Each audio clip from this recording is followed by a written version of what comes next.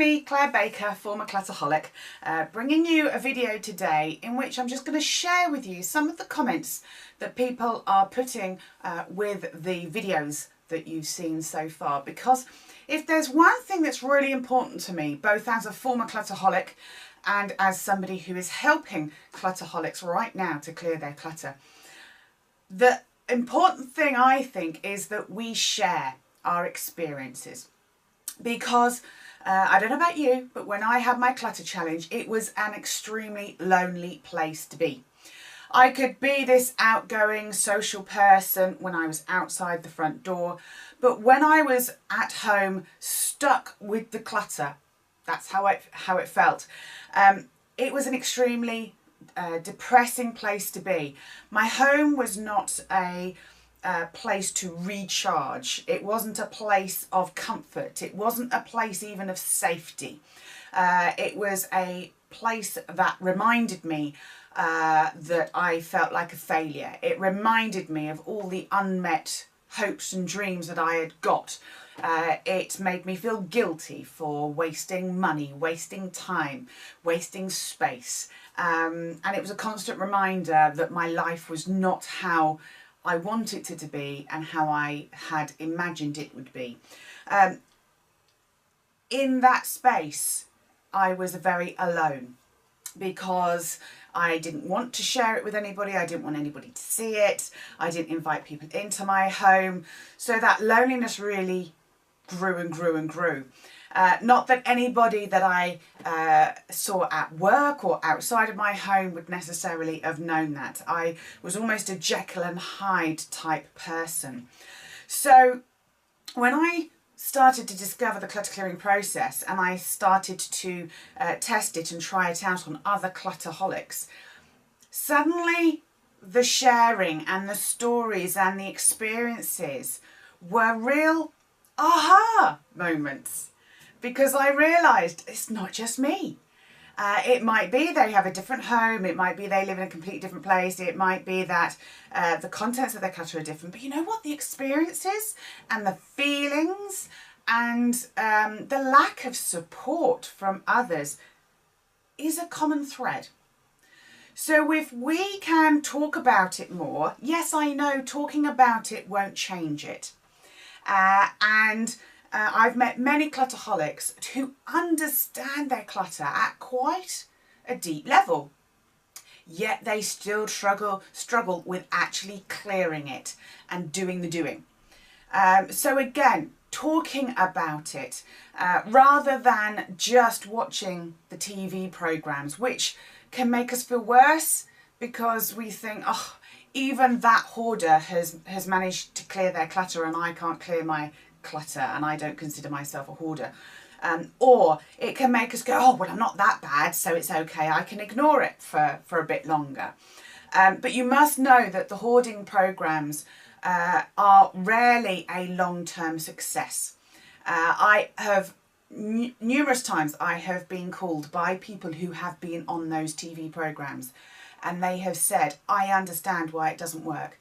I understand now because of the clutter conveyor belt. I understand that the program didn't help me with the accumulation.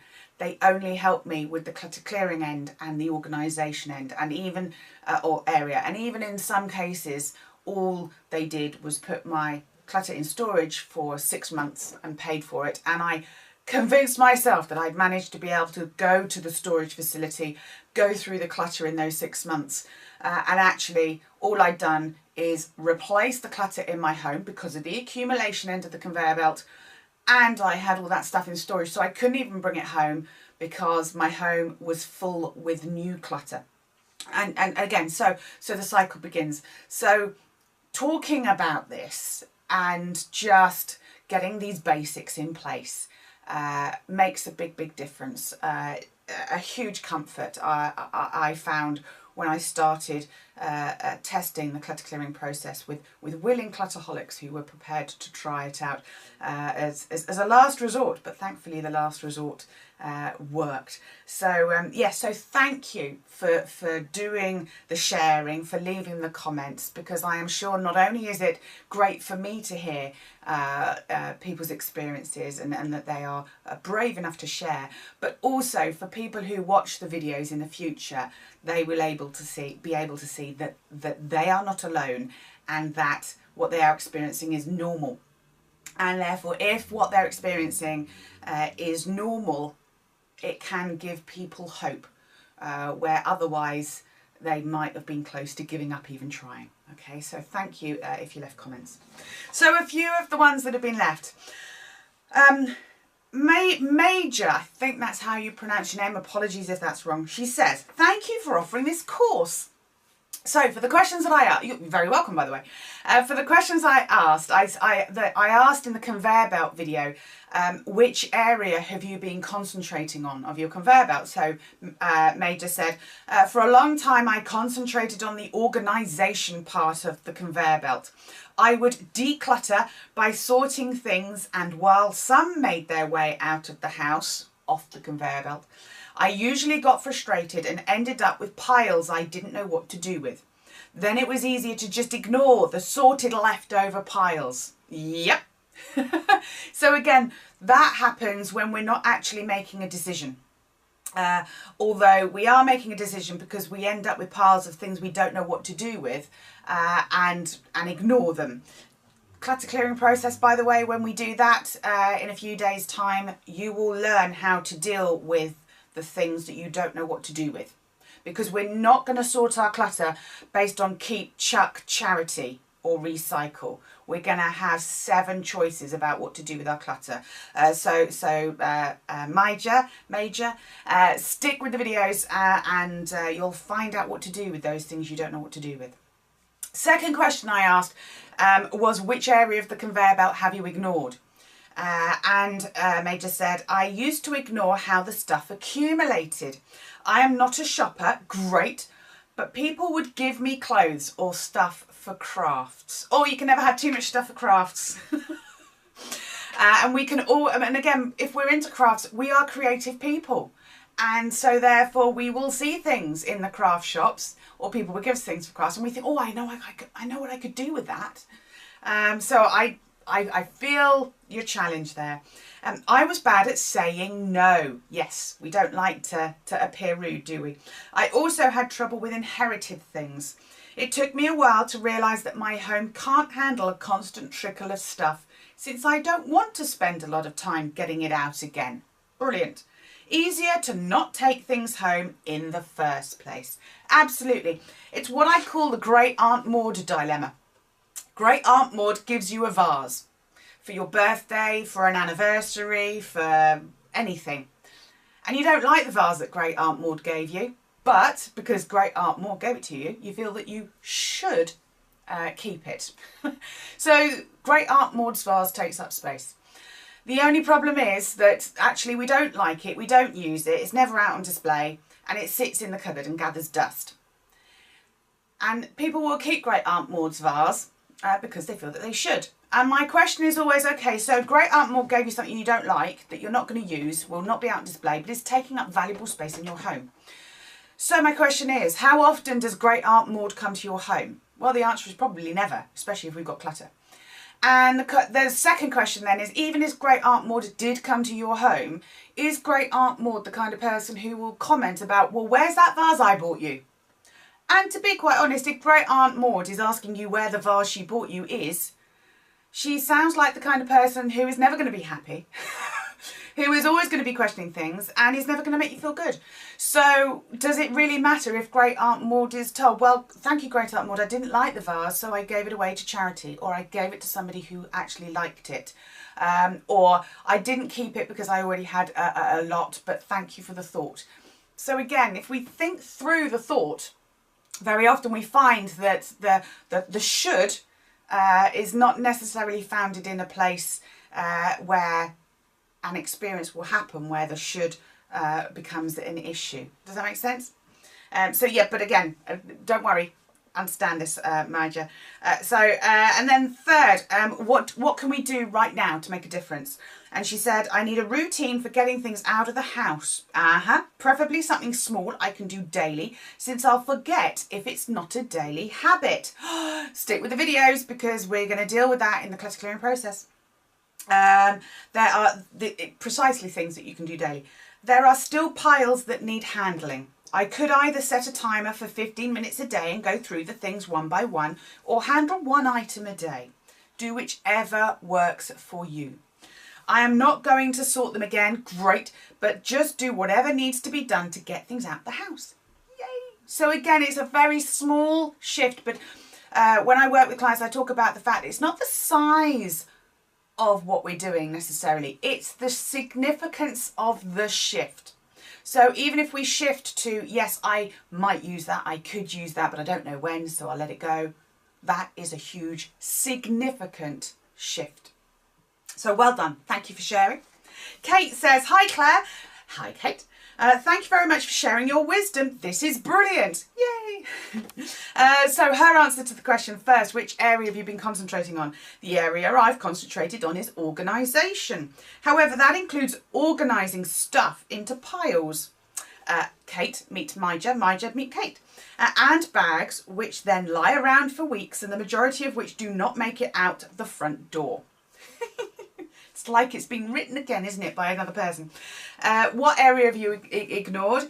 The area I've neglected is the clutter clearing, actually getting the stuff out of the house. Do you remember when I had the conveyor belt, I showed charity donations that sit by the front door but never actually get to the charity shop? Same situation. We have good intention, poor execution. And then Kate says, one thing I could do daily and have just done, is put a box near the front door ready to stop unwanted junk mail, etc. Getting as far as the table, that's what we do. Every evening I can empty this box into the recycling bin just outside. So again, brilliant. Another significant shift which will have an impact on your clutter clearing. You will not be accumulating more paperwork. So brilliant. Kate says, I was inspired by your comment that getting even one piece of paper out of the front door was an act of clutter clearing. Since hearing that, I have taken 2 small bags of clothes, which I organised last month, to a clothing bank within walking distance of the house. Fantastic. You know what I find is that quite often, whether it's with the Clutter Buddy groups that I run or even the private accountability calls that I do with private clients, we set 3 goals to achieve each week. And that's a manageable number, achievable, one thing roughly every other day. However, once they get into the clutter clearing process, once they've started their journey, once they build their confidence, they usually surpass that. They usually end up doing 5, 6, maybe even 7. We still keep it at 3 because you know what? Life can sometimes get in the way. But most of the time, people do more than 3 things each week. And it sounds like that's a similar sort of thing. You've given yourself an achievable, manageable goal and you have surpassed it. So well done, Kate. Susan says, thanks for sharing these videos. Look forward to the next 9. That's on the clutter conveyor belt video. She says she's done pretty well on minimising acquisitions, so that's the accumulation. I've been trying to focus on the clutter clearing end of the conveyor belt, but I have hoarding disorder and find it very difficult to discard things. That's fine, don't worry. Again, there'll be shifts that happen with that. Overly concerned with being wasteful and harming the environment. Again, don't worry about that. We have a way of dealing with that. And in terms of what could you work on now, she said, been trying to challenge myself and break some of those rigid thought patterns by throwing things that could be recycled into the regular trash. It makes my stomach hurt each time, but this has been recommended to me by my therapists. Great. What I would recommend, Susan, you say throwing things. Change your language. We are no longer going to get rid of things. We're no longer going to throw things away. We are going to let things go. And we are going to pass things on. That is much kinder. Getting rid of, chucking, binning, all imply harsh words, cold, unfeeling, we don't care. Letting go, passing on, much, much better words to use, okay? And that may help because that will also help with making sure, reducing hopefully the fact that your stomach hurts each time. Somebody anonymous has said, I've been concentrating on the organisation area. More aware now of the accumulation, great. Ignoring the clearing end as I have been piling things ready to go to the charity shop. The one thing I can do today is put the stuff in the car ready to deliver. Absolutely, because then it will get off the conveyor belt. If it's not off the conveyor belt, it's not clutter clearing. And somebody else anonymously has said, and I think this is to the other anonymous person, I feel your pain. I hate wasting things. Our local refuse service doesn't take some plastics in the recycling bin, for example, ice cream tubs, and I have successfully freegled these. The website is www.ilovefreegle.org, as I know they are used for storage by DIYers and crafters. I don't know whether you've ever used Freegle, but it's definitely worth a try. We have something here in the UK called FreeCycle, which is probably something very similar. People find value in the most unexpected things. Absolutely. The other idea I have found useful is my home is not a landfill site. There are some items that cannot be recycled or that nobody else wants, but they exist and they take up space. That does not mean that they have to take up your space, though.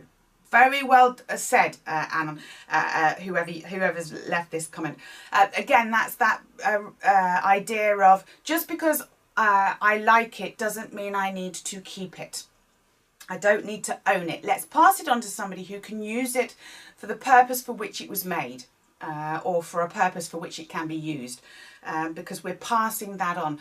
Everything was made with the intention of fulfilling its life purpose. And if we have things in our clutter which are not being used, not being appreciated, then they're not fulfilling their purpose. And so we need to pass it on so it can fulfill its purpose quicker than if it stayed with us. And then finally, Susan on the how long will it take video from yesterday. Susan says, thank you for the explanation about why it's important not to do more than 5 consecutive days in a row in order to allow our minds and bodies to rest and recharge. I'm so frustrated with my clutter that I want it all gone yesterday. Hands up, who feels the same? It consumes my mind. And yes, I absolutely feel fatigued, both physically and mentally. We'll make an effort to have rest days and do something fun. Yay! Well, we are going to have rewards when we do our clutter clearing sessions. Damn. So again, that's about actually doing something fun to acknowledge what we have done. And it is really important you don't do more than 5 consecutive days, because it will become a chore, and when things become a chore we don't want to do them, we procrastinate, and guess what, we end up blitzing. Great comments. Thank you for sharing. Keep the comments coming in with the future videos as well that are coming, because it just really helps us all know that we are not alone. All right, I'm going to love you and leave you. I will be in touch again tomorrow with the next video. In the meantime, take care. Bye-bye.